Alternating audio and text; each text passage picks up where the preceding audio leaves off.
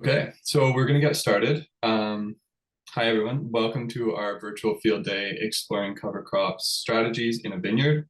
My name is Finley. I'm a program coordinator with FarmFolk CityFolk. It's great to see so many people on this call, some familiar faces, some new ones. Thanks for joining us. I'd like to acknowledge that I am joining from Saltamek, the traditional and unceded land of the Stalo Nation, specifically the Mathgui and Samath First Nations.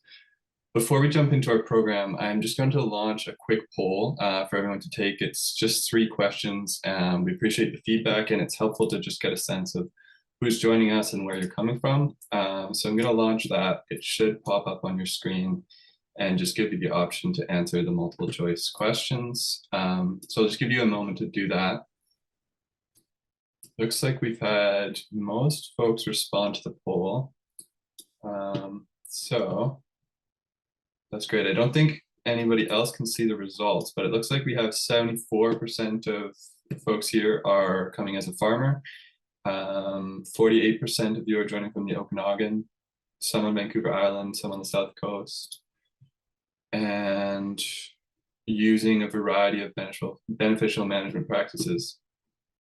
Okay, so it looks like almost everyone's answered that. So I'm going to end this poll and then we can get started. Thank you for responding to that. That's really helpful. So we're going to start with a virtual field day and tour of Kalala Organic Estate Vineyard and Winery.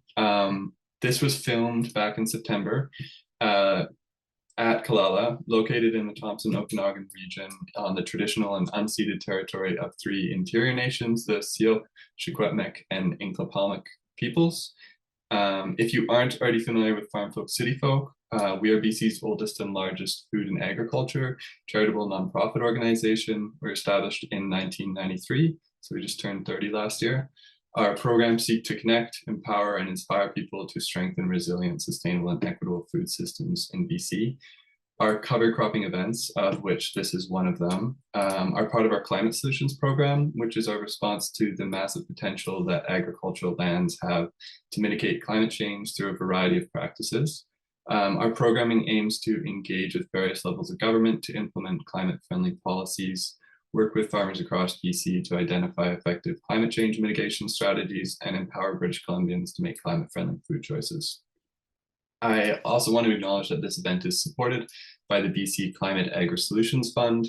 Funding for the BC Climate Agri-Solutions Fund has been provided by Agriculture and Agri-Food Canada through the Agricultural Climate Solutions On-Farm Climate Action Fund. So we have Julia Zato, our engagement manager at FarmFolk CityFolk, with us on the call. She'll be active in the chat and helping out where needed. We are experiencing some inclement weather this evening, so hopefully there won't be any disruptions, but we'll do our best to keep things rolling. And we're joined by Karnel Singh Sidhu and Dr. Mehdi Sharifi. Karnel is a 3rd-generation organic farmer. He brings 20 years of knowledge and experience in organic agriculture. He officially opened the doors of Kalala Organic Estate Winery in 2008, which you'll learn a little bit more about in the video. Dr. Mehdi Sharifi has been working as a soil nutrient management research scientist at Summerland Research and Development Center, Agriculture and Agri-Food Canada since 2016. His research activities are focused on enhancing the environmental sustainability and resilience of perennial horticultural crops through ground vegetation management and the use of organic soil amendments and health promoting natural products. Mehdi and Sharifi, is there anything that you, Mehdi and Karnel, is there anything you want to add before we get started and play the video? I'm good. Thank you so much for the introduction. Awesome. No, it's Okay. all good to go. Great. So the video is just over 18 minutes long. We'll watch it all in one go. I encourage you to write down any questions as they come up while you're watching. We're going to have a good amount of time for questions and answers following the video, so jot them down and we'll have time afterwards. Just a reminder to keep yourself muted while the video is playing, just so everyone can hear the audio clearly. I won't be showing my screen, but rather turning my camera into the video.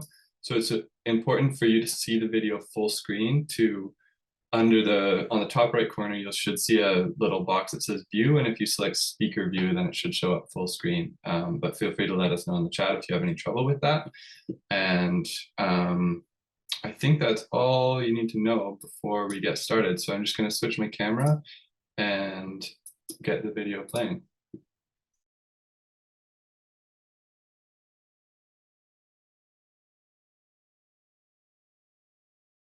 My name is Karnal Singh Sidhu, and I run Kalala Organic Estate Winery and Organic Vineyards in West Kelowna. I'm in the wine industry since 1995, and I started my own winery back in 2006 and opened to public in 2008. Kalala runs about 70-acre land, which is including some orchard. And majority is vineyard. We have vineyard planted in Oliver, Peachland, West Bank, and Coldstream. So I think if I put all together, it's around 70 to 80 acre. We don't do any conventional farming. We only do organic. Anything we took over, we turned into organic. That's all it is. So my name is Mehdi Sharifi. I'm a research scientist with Agriculture Agri-Food Canada, Summerland Research and Development Center. My role there, I'm a nutrient management research scientist. So I do a lot of studies on different aspects of the nutrient management in the farm and focusing on improving the field management and the sustainable management of the different cropping system. My focus is mainly on the wine grapes as well as on cherries. Cover crops, they have multiple benefits. So you look at the literature, you see many benefits associated with the cover cropping in the vineyards. Some of the main benefits, one would be reducing the erosion. So when you're covering the surface of the soil, especially if your vineyards is on the of your soil over time. Second is the reducing the greenhouse gas emission and sequestering carbon. Mainly sequestering carbon in the soil because you improve the input of the carbon to your soil. So you have more input as the residues of the cover crops, and that some of that carbon sequestrate in the soil and stay in the soil, and then we start getting the benefit of higher soil organic matter, especially in the drier environment and the light texture soils. We see much more benefit from the higher organic matter content in the soil. Basically, organic matter in the soil is food for the organisms. So when you have more input of carbon to the soil, more carbon in the soil stored, you have higher biological activity in your soil, which have, again, multiple benefits. They have interactions with the roots. They suppress the root diseases, as well as they cycle the nutrients in the soil, nitrogen and carbon particularly, and the plants get more benefit from that cycling of the nutrients. Some of the cover crop, they have ability to fix nitrogen. So nitrogen from the air, they fix it, especially legumes, and that nitrogen will supply to the plants. And that way you can reduce the supply of nitrogen as a fertilizer. There are other benefits such as improving the biodiversity of the plants and attracting the beneficial insects. Beneficial insects is going to kind of control the pests, as well as you see some interaction with the diseases. Some of the cover crops reduce some of the diseases.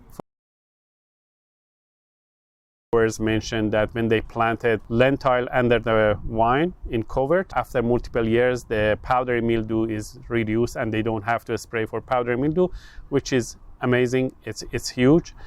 We still don't know the mechanism, but definitely that interaction of the cover crops with the ecosystem in the vineyards, it's caused that less occurrence of that particular disease.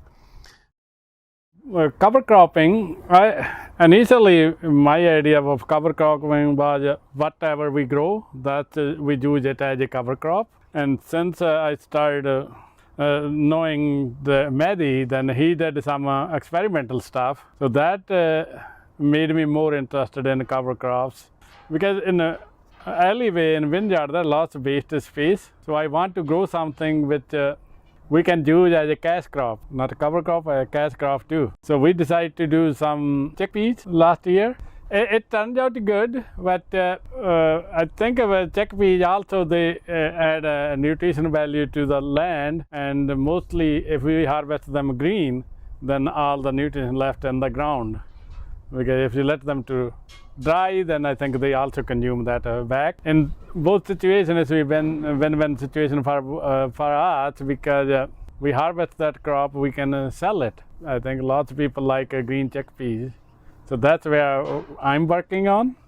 So I'm more looking into cover crop as a cash crop too. So we can get both benefit on the bottom line and in the soil. Back home, we do that kind of stuff, right? Like we seed some peas or mostly green moons that we seed before planting rice. And then you harvest it and then cultivate it under and plant rice on top of it, then it can get the nutrient. We're very initial stage to figure out is it going to work or not, or it going to make any difference economically. Challenge, first thing, we don't have proper seeding machine. We did hand seeding, and by hand seeding we don't have in a row, that's hard to do weed control. So that was the challenge. And harvesting is challenge, we have to hand harvest, because that costs money. It's lots of labor cost, which eventually we want to do like more mechanize it. So seed it, then we control, probably we control the weeds with the mechanical means, and we have a mechanical harvester. First of all, you have to prepare the land, which we did. We cultivate, then we rotottle, cultivate a couple times. Then once the land is ready, one thing you have to have is overhead irrigation. So we irrigate a few times, then cultivate, and then we plant it. So we plant, as I said, we plant by hand, but we made the lines with the cultivator, then we put the seed in those lines and covered. And then we seed in June, and we harvest on 17th of July. I think it was for 47 days. No, we didn't pull the plant out. We just cut the top of the plant. If we pull the plant out, then there's no benefit, because we pull the root out, which is the beneficial. So we cut the plant on the top. Once we take the pods out, we put that back into the field too, the leftover plant. One thing I learned, we can do twice a year, because there are 47 days. And then 47 days, that's 90 days. We have a longer growing season than 90 days. So that's another thing to, next year we're looking into, probably we plant earlier, then we plant later. And the other thing is, if I want to sell them in like a whole plant and in bushes, then I can probably scatter seeding week by week by week. Then you can you don't get everything harvest same time, so you have something ready, you cut that and send that to market, then cut the next one. So scatter the harvest like that, planting in a different date. That's another thing in future we will be looking to do. We set up a greenhouse experiment in 2018.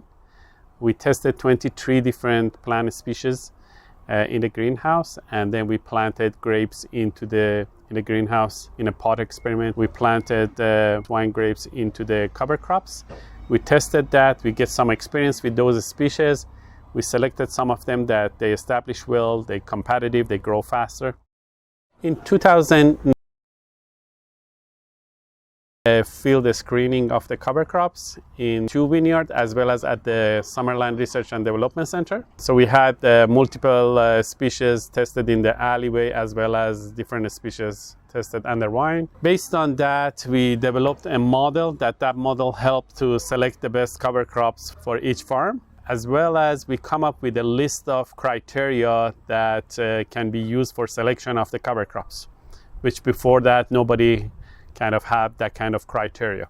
And cover cropping in the grapes is very different than cover cropping in the field crops or even in the orchards. In 2020, based on the experience that we had in the greenhouse as well as in the field testing, then we set up an experiment at Kalala and Covert farms. And we had 3 mixture of cover crops in the alleyway, the ones that they work well in the greenhouse as well as in the field, and 3 undervine mixture. And we used that one multiple years in order to get the impact of cover cropping both on the soil as well and yield and fruit quality. So we've been doing that since 2020. This past year was the last year of the experiment. It was a 5 years experiment. We put a new proposal to continue that work to answer some of the questions that raised during this first experiment. For example, looking at the irrigation, the interaction of the irrigation and cover cropping, as well as looking at some of the drought tolerant species, because this is a dry environment, semi-arid region. In the summertime, if you don't have irrigation system, the cover crop, they won't survive in the alleyways. So basically you need to, if you want to have a cover crop in this region, you need to have a dual irrigation system. Most of the vineyards, they have drip irrigation for the vines, but if you want to have a cover crop in the alleyways, you need to have this overhead or understory sprinklers as a second irrigation for the cover crops. The effect of cover crops on the climate change and carbon sequestration, their direct effect and indirect effects. The direct effect is that how much CO2 and nitrous oxide emitted by having cover crop in the ground. Is it reduce the amount of emission compared to the time that you don't have the cover crops, or it's increase it? When you look at the literature, you see that there is like contrasting like reports. Some reports they show is increased, some they show it decreased, mainly because of the conditions. So the environmental condition can change the results, as well as the type of the cover crops and the management of the cover crop. So in general, there are not a lot of studies on the emission of the greenhouse gas emission from the cover cropping system and comparing that with the conventional system. So there more research need to be done. But the indirect effects are much more clear. For example, when you have cover crops and your cover crops can fix nitrogen, then you use less nitrogen fertilizers. As a result, you have less emissions. And emission, it comes from the availability of the nitrogen fertilizers because they're readily available, versus the nitrogen coming from the cover crop, it takes time to release, it's gradually released, as well as in the process of making the fertilizers. It's very energy intensive process. So with that, when you're using cover crops, instead of applying fertilizer, then you're reducing the greenhouse gas emissions. The second effect is on the carbon sequestration. Cover crops, they have an input of the carbon to the soil, and that carbon in the soil can sequestrate, stay in the soil. So this is another positive effect on the climate change and greenhouse gas emission.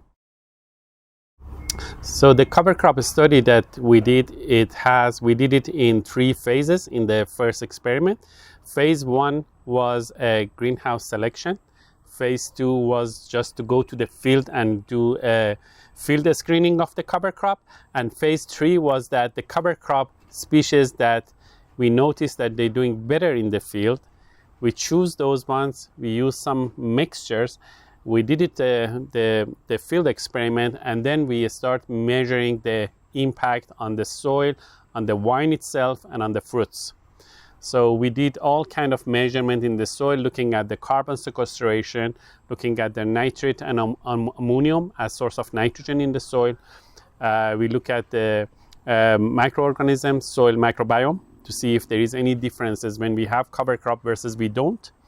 And we also look at the vine nutrient status, especially nitrogen, when we have legumes, to see if these legumes contribute to the nitrogen nutrition of the vine itself. We look at the quality of the berries as well as the yield. And we compare all of those to see between these different treatments, which treatment does better, which of these treatments establish better, fix nitrogen, contribute to the soil carbon, and have a better kind of balance of the nitrogen in the soil. We're still working on the result that we got. I have a master's student, Jamie Yearly, that she's working on the data and now in the process of writing her thesis. So some of the result is just coming as we speak.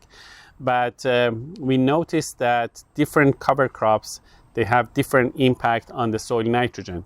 So some of the cover crops that more dominant in the legumes, they supply more nitrogen to the soil. We look at the carbon, we notice some cover crops supply more carbon to the soil versus the other one. We also noticed that some of the cover crops, because one of the benefits of cover cropping is suppressing the weeds. If you don't have a cover crop and you don't cultivate or spray, then you're going to have a huge growth of the weeds that they're going to compete with the vines. So that's why they always try to cultivate or try to spray with the herbicides. So a replacement for the herbicides. Now we see in some of the countries like France, they already banned the herbicides or particularly the glyphosate under wine. Same thing may happen in the near future here. We were looking for an alternative, and an alternative is that to grow a cover crop under wine. That cover crop can provide some benefit. One of those benefits is suppressing the weeds. So we noticed that some of the cover crops, they have these allopathic effect. For example, when we planted the fall rye plus wedge, these two together, they grow really good. They provide carbon and biomass, as well as this suppressing the weeds. So the amount of weeds that we found in this mixture was much less than the other mixture that we have. So it depends on the goal of the grower. Some growers, they focusing on the supplying nitrogen. Some, they like to reduce the erosion. Some, their main goal is that to suppress the weeds. Depends on that, the selection of the cover crop will be different. So one of the main aspects of cover crops is that the goal that the grower has. So they need to define their goal first, or the priority of the goal. Sometimes they have 2 or 3 goals, but the most important for them is nitrogen. Then we have to have at least one legume or one of the species that has the ability to supply nitrogen, either through fixing nitrogen or through having a deep-rooted crop that can suck the nitrogen from the deeper soil layers and bring it to the surface.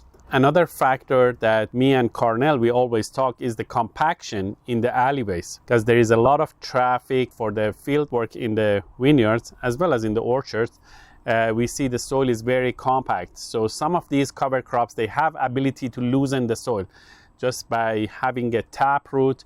For example, we use the tillage radish, and tillage radish has ability to break this hard pan or this soil, compacted soil, and allow a better flow of the air as well as a better flow of the water in the soil. Some of the major benefit, one is reducing the nitrogen fertilizer by having the cover crops, reducing the erosion, reducing the compaction, adding soil organic matter to the soil. Particularly in this region, most of the soil are lighter texture soil, sandier. They don't have much organic matter in them. And multiple year of the cultivation cause to reduce the organic matter in the soil. So having cover crops will bring back that carbon, and with that carbon being in the soil, the biological activity will be stimulated, and we're going to have a more alive soil that has all these processes that help the vine to get the nutrients that it needs and to get the water and other resources that needs through these processes. So especially for the organic farms, I think cover crop is a great tool, but it's not only for organic. So the conventional growers can benefit from the same thing. And we have now BC Living Lab project, and that project basically focusing on the greenhouse gas emission and carbon sequestration from the cover cropping practice. And it allows flexibility to the growers that participating, that use the cover crops that they would like to try, or they have some experience and get more information on those cover crops, particularly in terms of the greenhouse gas emissions.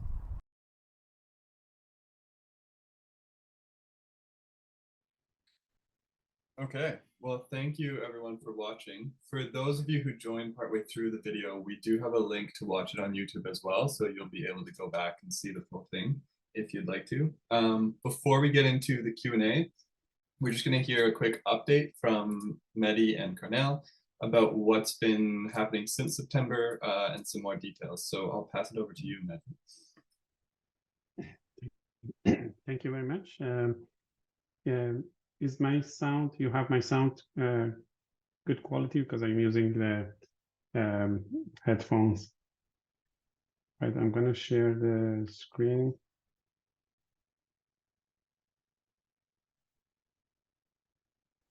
Nothing's showing up on our end. Carnell, were you also going to do a quick update? So if you wanted to give an update since we did our filming back in September, and then I'll try to figure out this presentation with Betty. Yeah, what we're doing, we're looking into expanding that project to different species. And in the coming year, I'm going to plant probably 4 different cover crop and cash crop, I call it. We are probably going to plant lentils and chickpeas and some beans and peas itself, because my focus is whatever I can harvest to make some money. That's what I'm working on it, because cost of doing farming is getting expensive and expensive. So we have to increase the production per acre. Grapes we can get so far much. Now that bare land, I want to use to produce something else. That's what we're working in a coming season. Awesome, thanks for that update.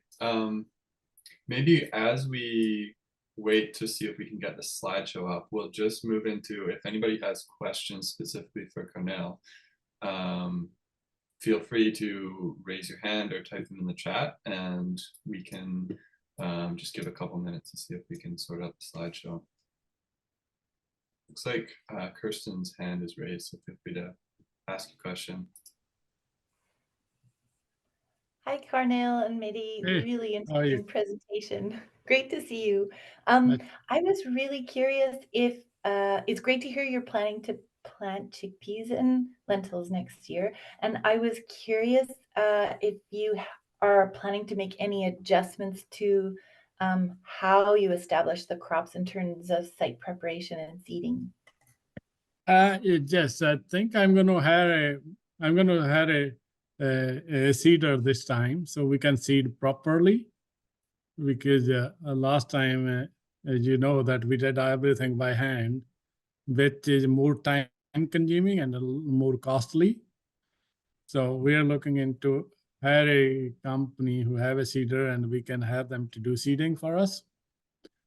And then also looking to, I'm searching right now, there are some smaller harvesters available from China that they go in they're like 3 to 4 feet wide. So I'm researching on them. We may get one of those to do the harvest work, because that's another thing. When we harvest them by hand, that cost lots too. And nobody wants to do that, because you have to sit on your and cut that thing. It's a hard work. So that's what we are looking into it. Are we going to buy this year that stuff? I don't know yet. But seeder, we're going to hire someone to do seeding properly.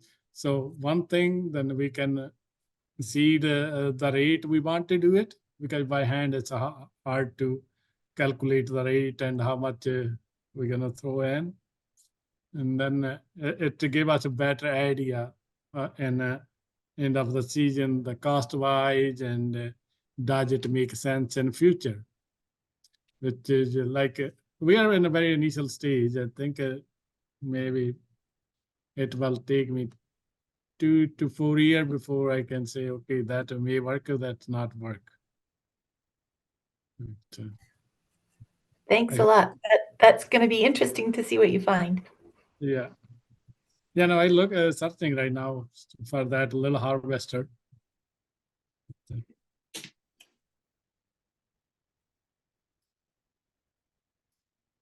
It looks like we had a question pop up in the chat from JS, and they were wondering, do you plant an undervine crop as well as the cash crop between? At this moment, I only did an early veg, not undervine. And we may expand that in the future, but right now I'm working on alleyways to do. And it's like it's a lot of work, right? You need lots of help to do. Once we figured out alleyways, then I can go to the next step, maybe undervine, planting something undervine that be helpful for in the future. Okay, thank you. Julia and Mehdi, are we having any luck with the slideshow? I'll try to share one more time and then see. And if not, then I just talk about it and you can imagine the pictures. That sounds great. Thank you. Do you see anything? Maybe I should exit. I think that's a good idea. I think I sometimes should if exit you, and come back because the error is from Zoom. okay, So maybe I exit. good idea. I join again. I restart my computer. You continue the questions and discussions, and I'll be back. Thank you. Okay, Sorry. thank you. Okay, well, are there any other questions in the meantime? We also have some questions that you all submitted beforehand. So if there aren't questions from people right now, then we can bring those up and talk about those. Okay, so one of the questions that we had come in beforehand was about cover crops that would reduce the need for mowing and not harm grape production. Do you have any recommendations, Carnell? What's the question? It's which cover crops would reduce the need for mowing and also not harm grape production? That's, I don't think any cover crop will hurt the grape production. As my experience as an organic grower, we always have something growing in the vineyard, and it looked like a jungle in the growing season, and we never feel like we don't get the production we want. But I think more it will be Mehdi who can elaborate more on it, because he's. But my experience, I don't think it's any cover crop will hurt the production. But I learned if we let more vegetation grow in alleyways, and that do reduce the load of powdery mildew. That few years back, I have a fellow from Santa Lucia, master's in agriculture, and he scouted through the vineyard. He found 5 different fungus species, which he told me that they all feed on powdery mildew. So we did a little bit non-official like experimental work. Then we did some clean cultivation in vineyard, and some we did as usual we have. And we did notice that wherever we have a clean cultivation, we have more pressure from powdery mildew than the one don't have a clean cultivation, have a large cover crop. So that's what we did a couple of years, and we noticed that it do make a difference on the powdery mildew if you leave the cover crop and compared to if you do clean cultivation.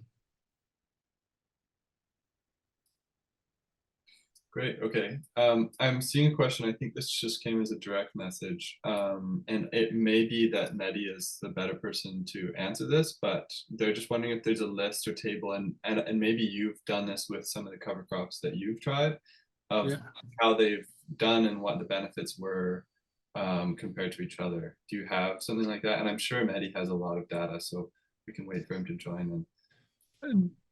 We don't have any data yet because it's the first time we did it.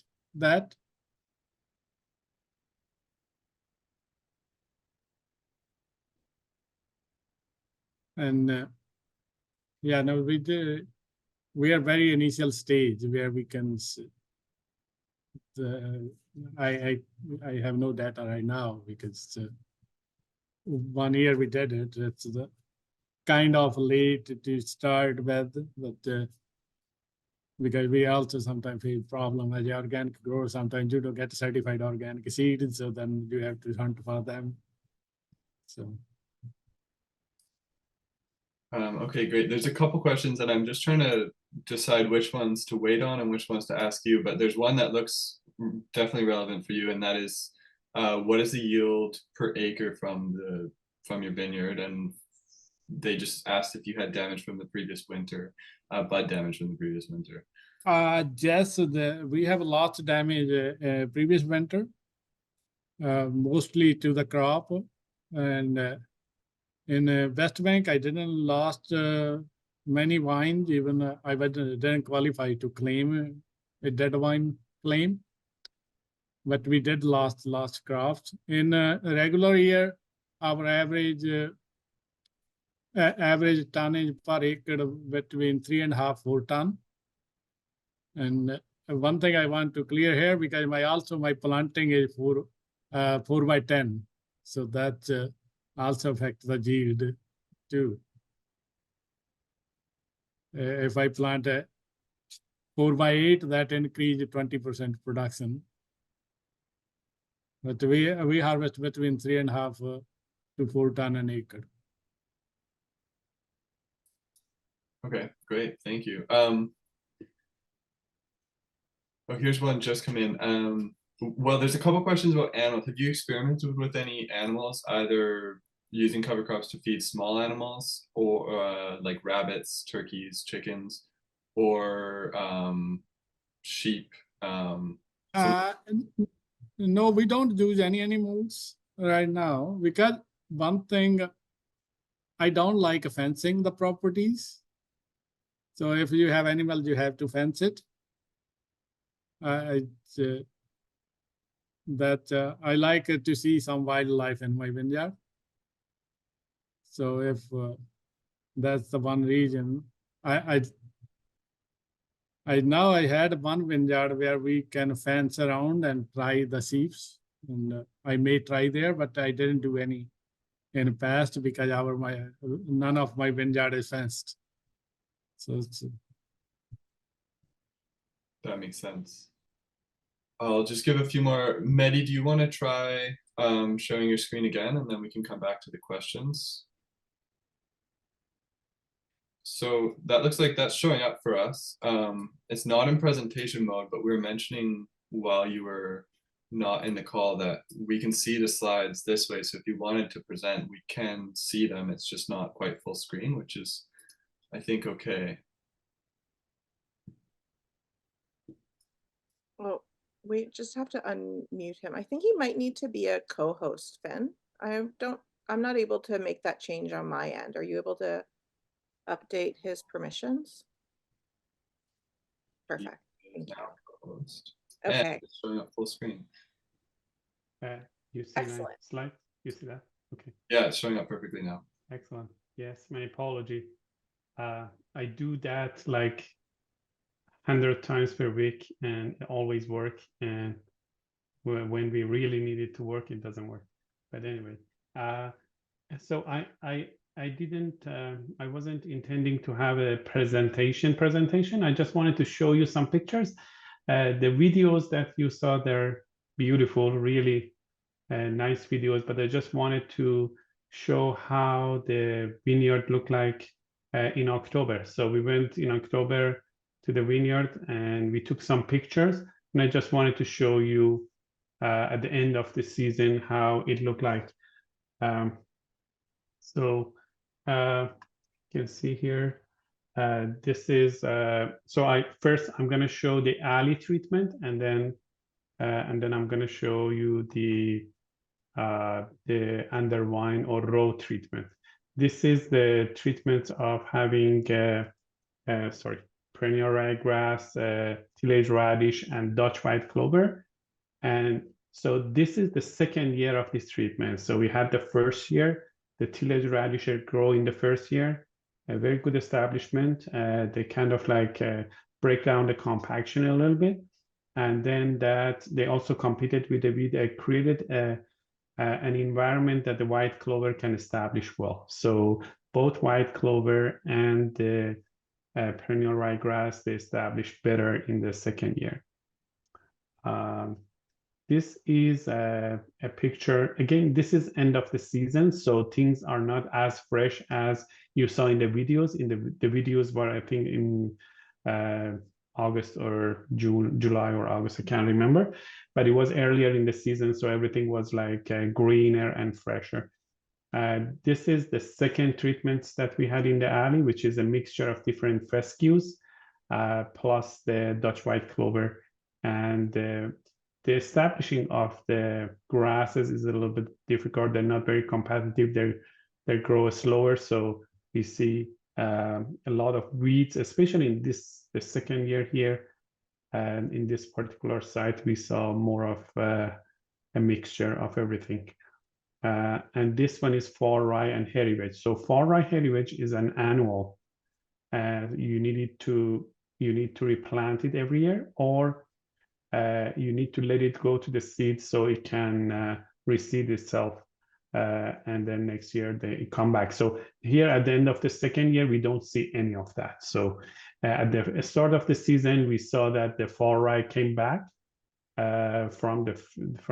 although it is annual, but it came back the second year, and when we mow it come back, but gradually towards the end of the second year, they just disappear, both hairy wedge and fall rye.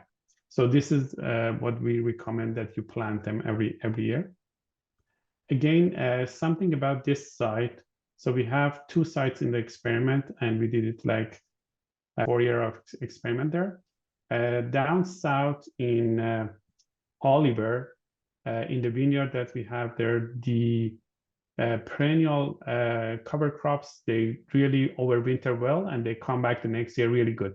In this site, which is a little bit colder, more towards the north in West Kelowna, it's hit and miss. So some years the plants, they overwinter well, even the Dutch white clover that's supposedly is winter hardy, but some years it doesn't make it, some years it make it. So so maybe the recommendation is that as you go norther into the colder climate, maybe annual cover crops, or using that reseeding basically protocol, it works better than having the annual and then kind of not knowing how many percentage of the cover crop is going to overwinter. So that's something that we observed over the year. But I'll show you a graph that how well, when we were establishing fall rye and hairy wedge, how well they're competing with the weeds. So extremely efficient in the year that you establish them. You barely see any weeds growing, and they grow really fast. They produce biomass, but the allelopathic effect that they have, it's very effective in suppressing the weeds. So this is again one of the alley treatment that we had. So we had 3 alley treatment. One was a mixture of annuals, which is this one, and then the other 2 was mixture of the perennial. And this is the control, which what we did in the control, we just let whatever it was there to grow, and we just mowed it. So everything else that we did for all the treatments, all the other 3, the same thing we did for the control in the alleyway, but we just mow it, and we had the same irrigation and so on, and then we compare those. So for that reason, you don't see huge differences between treatments. So if we had a treatment that there was nothing growing in the alleyways or nothing growing under the vine, you would have seen much more differences between the cover crop and no cover. But now we have the weeds, and we want to show the benefits of the cover crops over just allowing the weeds to grow, or anything that already on native species that are growing there, let them to grow. This is the undervine. So we had Ladino white clover. Again, due to cold in the last winter, we lost some of the Ladino white clover. So you see at the end of the season, there's less of that. Early in the season, we had good establishment of the Ladino white clover. We had the annual rye and bird's foot trefoil. You see beautiful bird's foot trefoil establishment here under the vine. So And in the videos, if you notice, there was those yellow flowers, and those are the bird's foot trefoil. It is a legume. It is very drought tolerant, more native to this region. And this is a variety or cultivar called Bruce, which is breeded in back in the eastern Nova Scotia, but by one of the colleagues, Yusuf Papadopoulos, which is a forage researcher, and we got the seeds from him. So it is a little bit more faster growing and more competitive compared to the other cultivars of bird's foot trefoil. But it worked really good under wine, and you see there's barely any weeds growing in that area. And this is the lentils. So lentils, they work very good in the vineyards under wine. They don't get too tall. They compete with the weeds. They produce biomass, but the life cycle ended up in the middle of the summer. So end of July, you just have a dry mat. And if you let it go, it goes to the seed and seeds drop. And then after a few years, when you have enough seed bank, then it's just reseed itself and it grows. So you don't need to cultivate and seed it.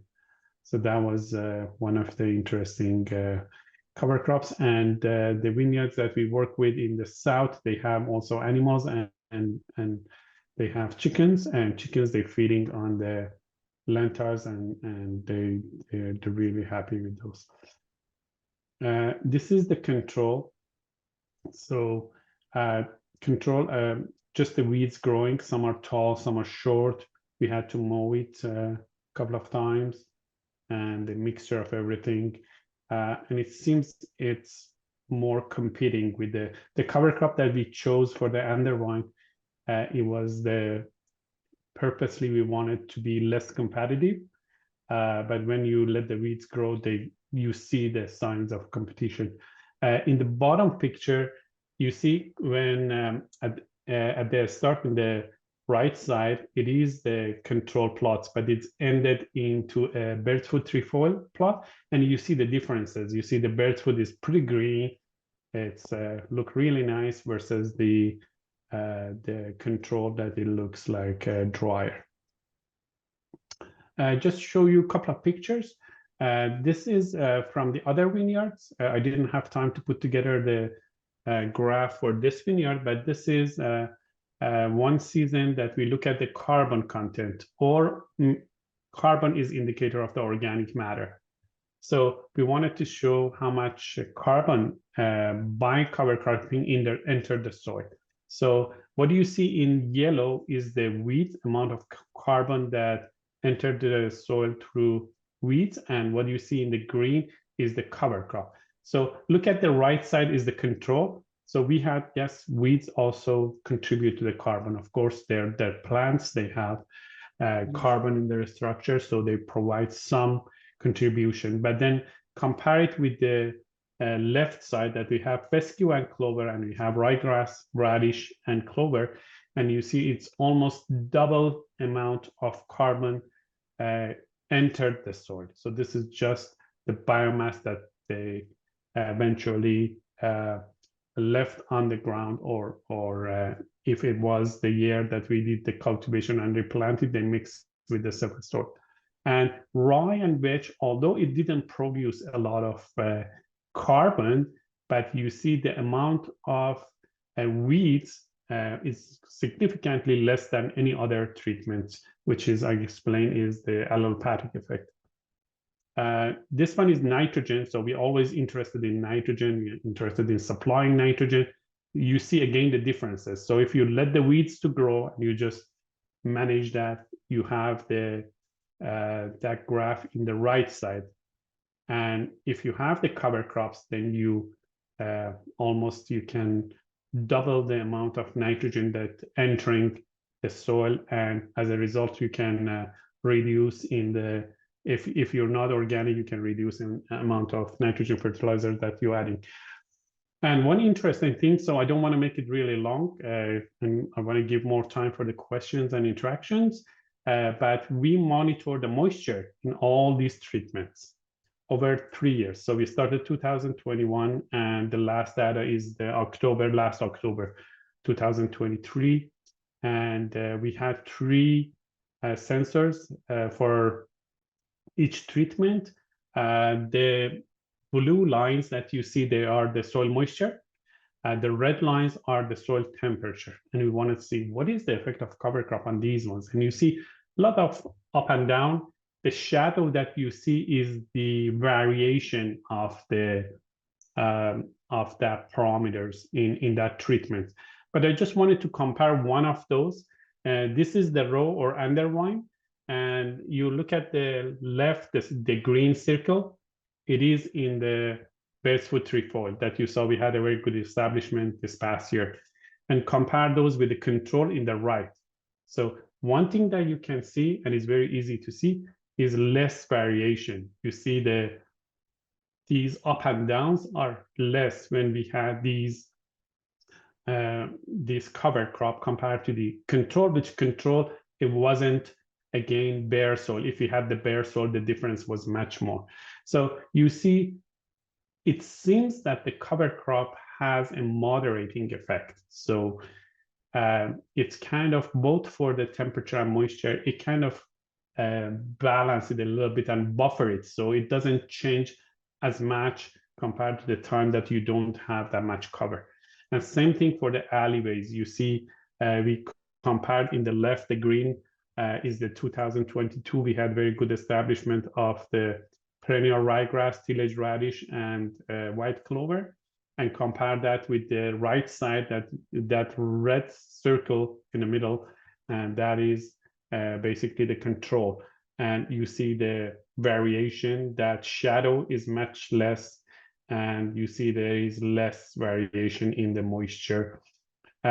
So I just wanted to show you that, and so you see the moisture and temperature also impacted.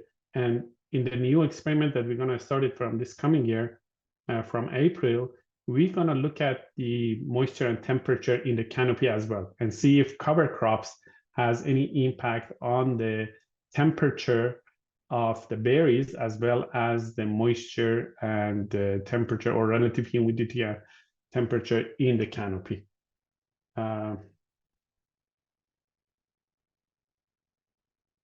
And yeah, this is some pictures. So every year we have these field tours in the vineyards that we do cover cropping, and it's really interactive and really nice. And we try to continue doing that in the next growing season for the next few years. I think that's it. Thank you so much. Awesome. Thanks for that update. It's great to see more about what you're up to and some of the information. It's amazing how much research and experimentation you've done. I just have been trying to keep track. There's been some questions coming in through the chat.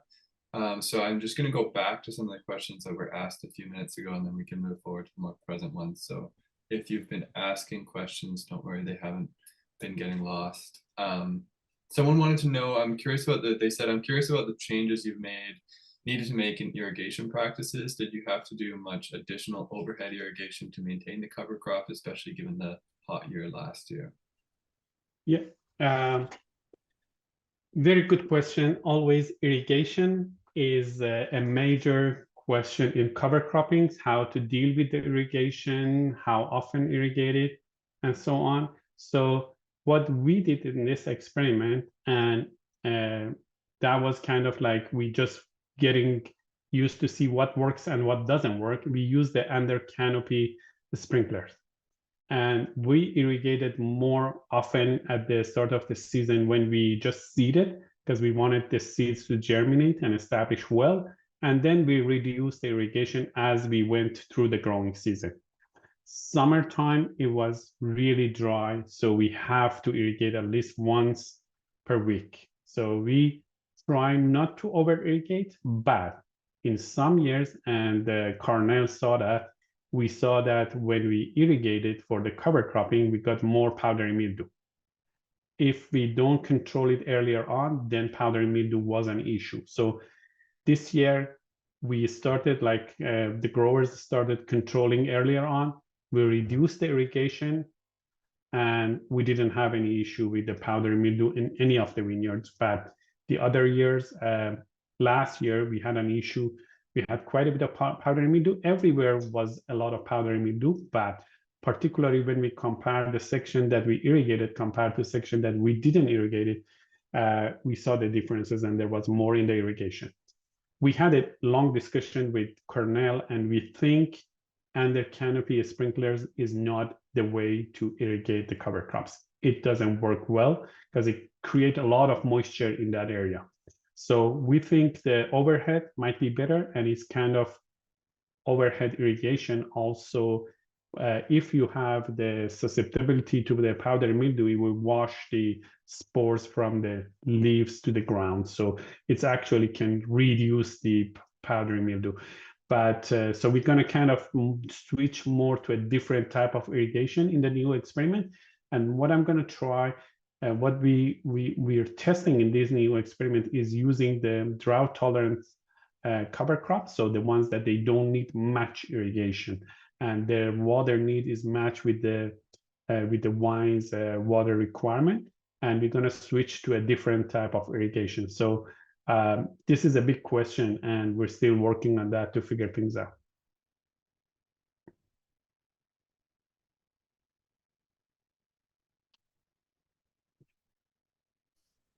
Thanks for that detailed answer. I just want to jump back because we talked about this while you were out of the call, and I think you might have a different answer than Cornell had. Someone was just, a couple people actually were wondering about experimenting with animals, and if you have experience with that. They mentioned sheep, or also they know of someone in South Africa who's using blocks of ducks in the vineyard. So do you have experience with animals and how you've done that? I don't, but I've seen. So in the Covert family farm down in Oliver that we do a study, they have chickens, as well as at the end of the season, they have the cows that they grazing on the whatever that is left, either cover crops or the leaves and stuff. And so they manage that, they rotate it. At times, we saw that our irrigation infrastructure is broken because the cows try to rub themselves against them. So we saw that, but it seems to be working, and they think that they get benefit from the byproducts of the animals and so on. So, and also they take care of the extra seed, they take care of some of the insects and so on. So if someone has possibility to do that, I'm sure that integration of the animal and viticulture would be great, but it require infrastructure and require like kind of preparation. Is not something for everyone. Particularly for the larger vineyard, it might be more difficult to manage that kind of get that kind of things, but I think it could be a positive. I haven't researched it, and I don't have a personal experience with that. This is what I saw. Great, thank you. Before I ask the next question, I just wanted to make sure that it's clear that please feel free to raise your hand and ask questions yourselves. I'll keep going through the questions in the chat because we're getting great questions there, but if you'd like to voice your question, please feel free to do so. Someone else was wondering, does your row spacing have an impact on what cover crop you use or dictate what you can use? Yeah, go ahead, Cornell, go ahead. I don't think it is, as long as your equipment can fit to do it. Because most important thing to do cover crop, what do you want to do, what kind of equipment you have, right? And you can do almost any cover crop, any row spacing, as long as you have means to manage it. Yeah, I agree with Cornell. So the only limitation is the size of the equipment. So if you do it mechanically, then your equipment need to fit between the rows, and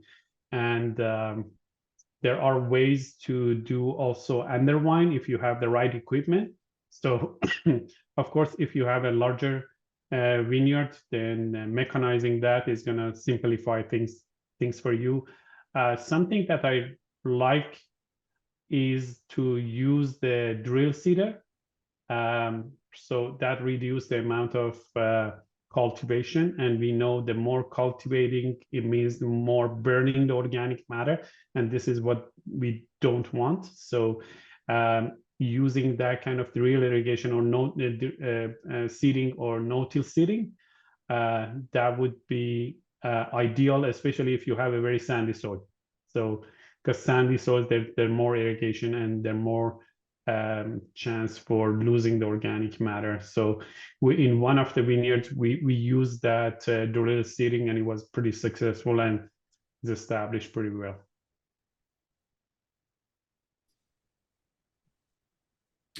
So we had a question from Marvin, and this was in reference, Mehdi, to when you were going through your slides and had photos. They were wondering what you use as a mower, and they just said that they have a tree nursery and use a flail mower that captures the clippings and delivers them to the tree or vine row. What's the question? It was just around what you're using as a mower. Oh, we use both flail mower and it's called the finishing mower.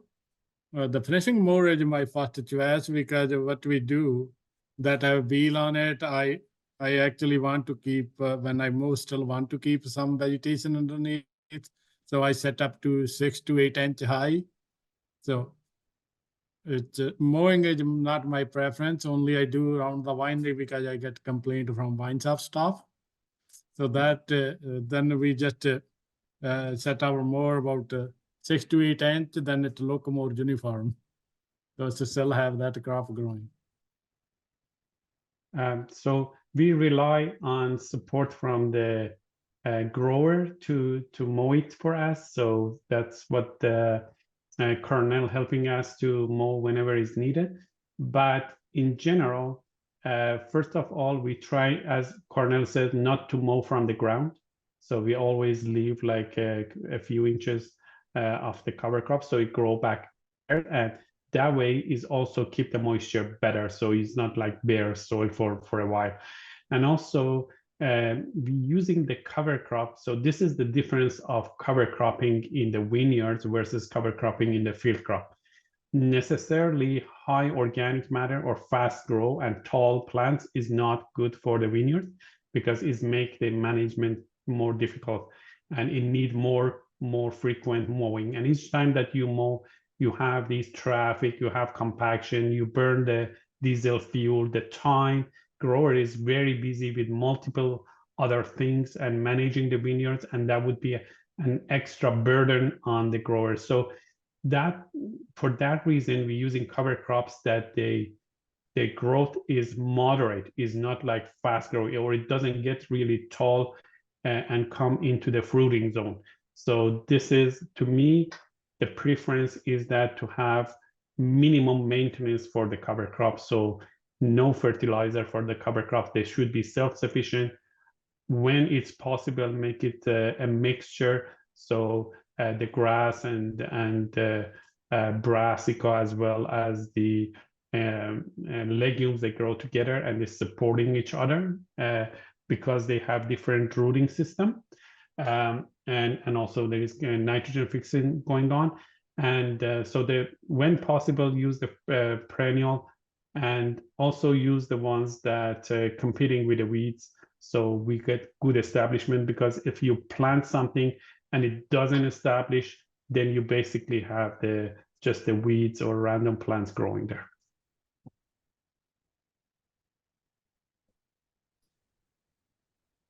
Awesome, you're both such a wealth of information. Someone was asking, how are the alleyways prepared for planting cover crops? So we just cultivate it very shallow. So we use the cultivator, we cultivate the alleyways, but we try to do that every other year. So we plant it one year, we have that establishment year, and then we have the next year, which is good, especially the legumes they established, and now it is the maximum nitrogen fixation kind of capacity of them. It's going to be in the second year because the roots now established and the plant established. So we cultivate it, but again, as I said, we can have drill seeders that kind of reduce the need for that kind of cultivation. The seeds directly drill into the soil and then they grow.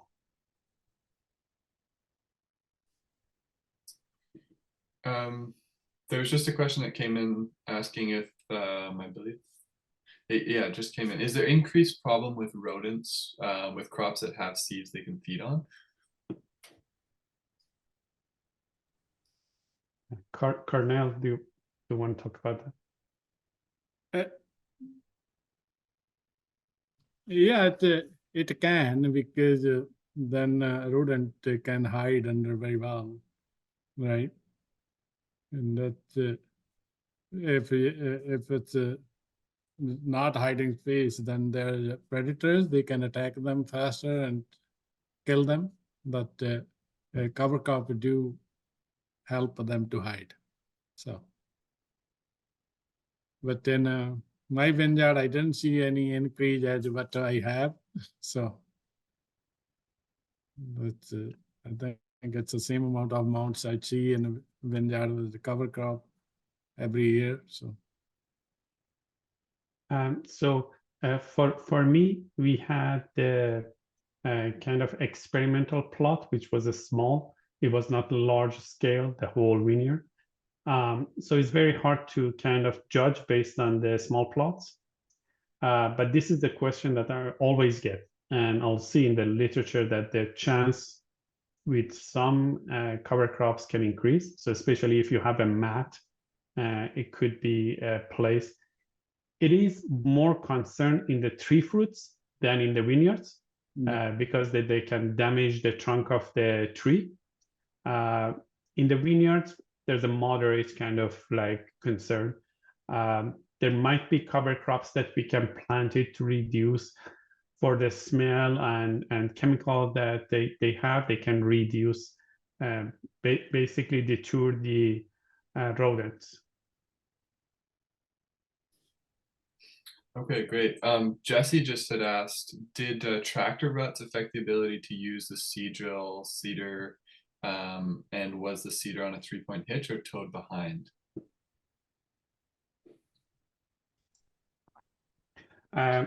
Sorry, what was the first part of the question? They were wondering if tractor ruts affected the ability to use the seed drill / seeder. Tractor size, you said? Tractor ruts. Oh. So in Covert family farm, they had just a regular orchard or vineyard tractor. And the seeder is kind of, I think it's towed, but I'm not sure. no, it's it is a 3-point hitch. 3-point hitch, yes, it's 3-point hitch. It do have wheels on it. Okay. If any of these questions, if you want further clarification on the answers, feel free to chime in on the chat or raise your hand.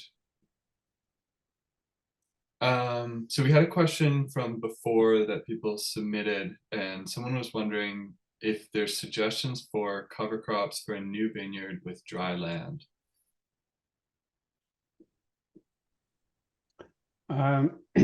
So if you want to prepare the land to plant it to the cover crop, so you have a year, you're switching from orchard to vineyard, or you have a land that you want to plant the grapes, so you have that year kind of break, then you can use a cover crop that can supply more carbon to the soil, so that in that case you don't have the wine, you can have something and you can focus on something that produces the maximum biomass. What I like and usually recommend is to use the fall rye, because it's established really good, it grow really fast, it compete, knock down the weeds, and it mature relatively early, so you can either use you can either roll it, so you can use the roller crimper to roll it, and then you have a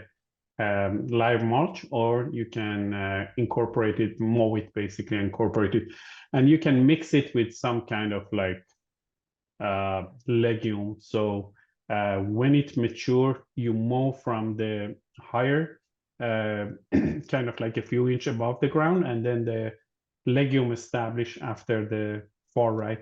But definitely there are other options, many other options. If you already planted and now you're thinking, okay, what should I do?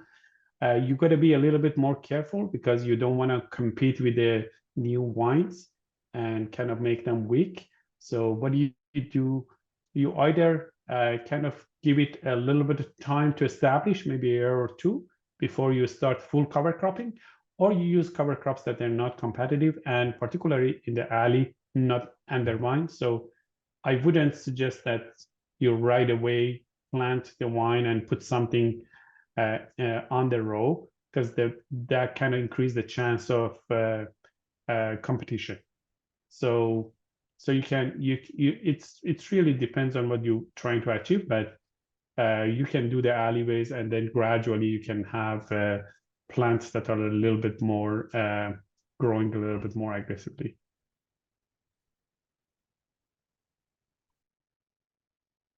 I will suggest one other thing. Add more good quality compost before you plant new vineyard. It helps. Great point, Karna.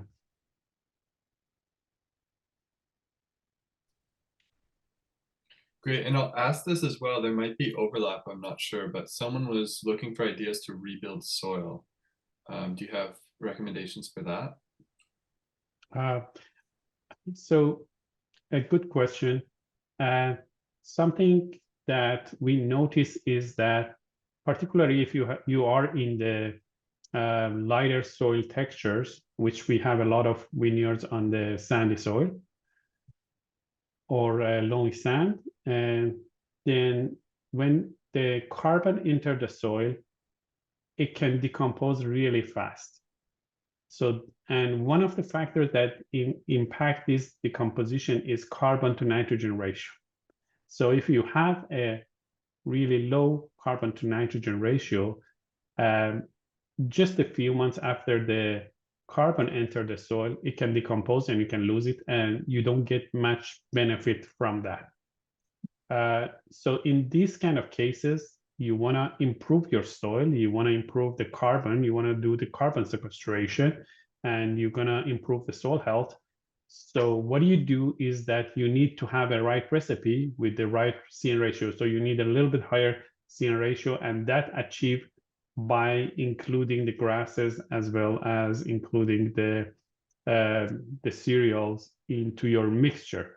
So a mixture of all legumes, it may decompose very fast, and you may not get the benefit that you're expecting from that, except a quick release of nitrogen. But if you're trying to long-term to build your soil, then you need a crop that has fibrous roots, a lot of roots, root to shoot ratio is higher, and also it has higher carbon to nitrogen ratios, so the resident time of the carbon in the soil is longer, and then it starts accumulating over time, and you start seeing more and more of their benefits. So I'm currently writing a paper that kind of discuss all these details from the experiment, and we're hoping to submit that very soon. So it's going to come out hopefully this year, which we explain all these interaction of the carbon and cover crops and so on. And one other point, if I have time to mention quickly, again, it's getting really technical, but when you do the cover cropping in the vineyard, the first few years of cover cropping, the strategy could be different than the longer term. So in the shorter term, you want to have an organic matter enter to the soil that is more labile. So you have higher ratio of the legumes. And for that, because the reason that we want that to have more labile carbon is that to kind of cover the surface of the soil particles. Over time, when you saturated that pool of carbon in the soil, then you can switch to a little bit more recalcitrant forms of carbon, so you can kind of add more to the grasses or have more like cereal into the mixture, and they will help to contribute to the particulate organic matter, which is like a small size organic matter that's sitting in the soil. So that way you kind of contributing first to that very important pool of labile carbon that it's connected with your soil particles and is very resilient, and it can stay in the soil for a longer time. And then later on, you can focus on adding the particulate organic matter and improving that. Amazing. I think we probably have time for one or two more questions, and I just saw one come through. Someone was wondering, have you done nutrient leaf analysis on the grape with the different cover crops? From the video with and the photos, the grape leaves look like they have nutrient deficiency, more or less. They mentioned magnesium and nitrogen are the most visible. Yeah. Karnal, you want to go ahead? Yeah, we do have a nitrogen deficiency in my soil here. Actually, nitrogen, when we did the soil analysis, it's negligible. So that it shows up late in season after August. You can see very visible nitrogen deficiency. But when we see on the growth, it's not, growth-wise, it's not bad. And also, where we're doing cover crop experimental work, that's a very marginal area of the vineyard. That's the worst area of the vineyard we have. So it's not really represent all the vineyard too, but we do have a deficiency of nitrogen. So it is common in the organic vineyards to see some degree of nitrogen deficiency because they don't use fertilizers. So most of the forms of nitrogen they use is more like the organic forms of nitrogen and more biological form of nitrogen that they release over time. So it's not like quickly release a lot of nitrogen and then your plants become green and so on. But as Cornell says, the impact on the growth and yield is not huge. What we did, yes, we measure nitrogen in the leaves every season, and then we compared between the treatments. We did not see, some years, sometimes we see in the more legume type of cover cropping, we see a little bit of more, but is not huge. The differences is not huge. So even though if you have a legume, it takes time for the legume to start contributing to the wine and nitrogen requirements. So it takes longer time. So it's not, again, quick release of the nitrogen. Sometimes when you mow it, then you have a quicker release at that time for a short period of time, and then again it's becomes slow. But yeah, that was a good observation.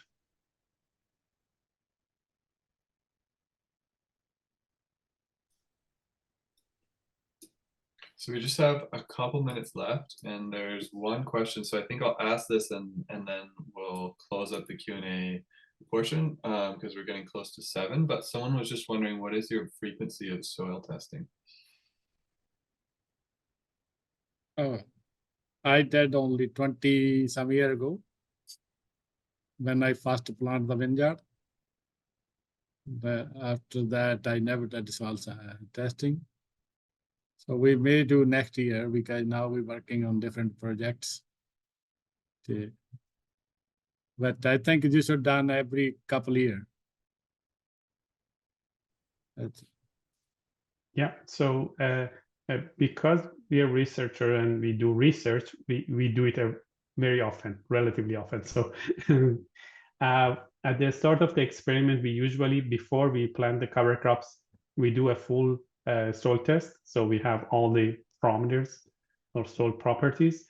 And then during the time that we growing the cover crop in this like 3, 4, 5 years, then every year we measure the nitrogen. So in the 0 to 15, 15 to 30, we measure nitrate and ammonium. At times we measure it at the start of the season, mid-season, end of the season, because we're interested to see the dynamic of the nitrogen. At the end of the experiment, again, we do a full characteristics to see what are the changes in the carbon, for example, or what are the changes in the other micronutrients or other nutrients as well. So this is how we usually do. For the growers, as Cornell says, the recommendation is that if you see a major issue, like your plant doesn't grow well, or you see some deficiency symptoms, then you do the analysis. If everything is working, usually you do it between 2 to 3 years. You can do a soil test and then check things to make sure everything is working well and your soil health is in a good shape. We also, in the experiment, we did the soil microbiome, and we're still working the data, just analyzed. We're still working on the data. So there is a lot of other measurements as well as nematode measurements that we did, and the results is now preparing, and we're gonna present those results later this year.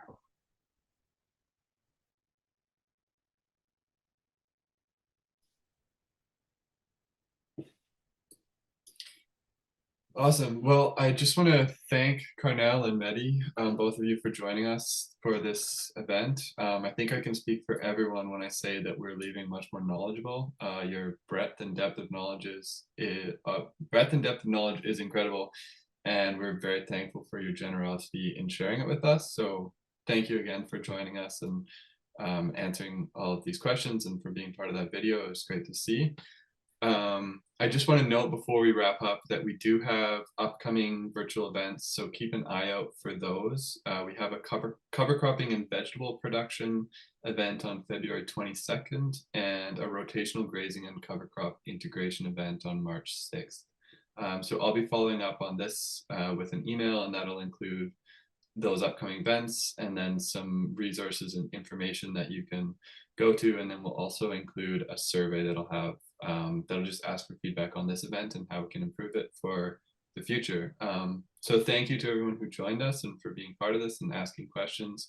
It's really helpful to gather everyone together and talk about these things. And it's inspiring to have so many folks here and interested in these conversations. So thank you again. And before we end, is there anything else you wanted to add, Mehdi or Carnell, before we close the call? Thank you. Thank you guys, and thanks everybody to join. And that's all I want to say. Thank you so much, Finley, and everyone else, the organizers, as well as people who participated. And thanks for the great questions. I always enjoy these interactions. You have a wonderful evening.